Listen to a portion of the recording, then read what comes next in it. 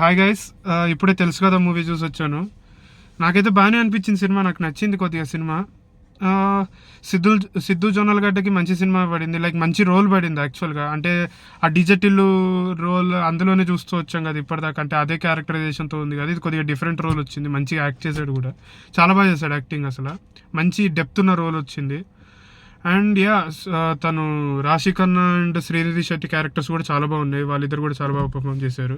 వాళ్ళిద్దరు యాక్టింగ్ కూడా చాలా బాగుంది. ఫస్ట్ హాఫ్ వచ్చేసి చాలా మంచిగా వెళ్తుంటుంది. ఆ కాన్ఫ్లిక్ట్ రివీల్ అయిన తర్వాత నుంచి కొద్దిగా డౌన్ వెళ్తుంది కానీ సినిమా తర్వాత కూడా మంచిగా నీట్గా సాగుతుంటుంది. సెకండ్ హాఫ్ కూడా అలాగే ఉంటుంది. అండ్ వాళ్ళు చెప్దాం అనుకున్న ఏమంటారు స్టోరీ, వాళ్ళు చెప్దాం అనుకున్న కాన్సెప్ట్ అనేది బాగానే చూపించారు అనిపించింది నా ప్రకారం. అండ్ నీరజ కోన డైరెక్టర్ చాలా బాగా చూపించారు. తను అనుకున్నట్టు చూపించారు ఒక రకంగా సినిమా. కాన్సెప్ట్ బాగుంది సినిమాది.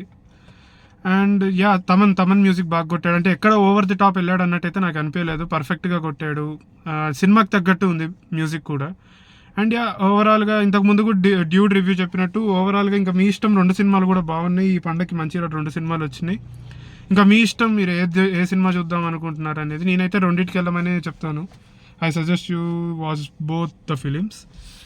అండ్ ఇంకా మీ ఇష్టం ఇంకా దేనికి వెళ్తారు ఏంటి అనేది. కానీ రెండిట్లో ఏదైనా ఒకటి చెప్పరా, తెలుసు కదా బాగుందా డ్యూడ్ బాగుందా అంటే, నా ప్రకారంగా డ్యూడ్ మంచిగా అనిపించింది నాకు సినిమా. లైక్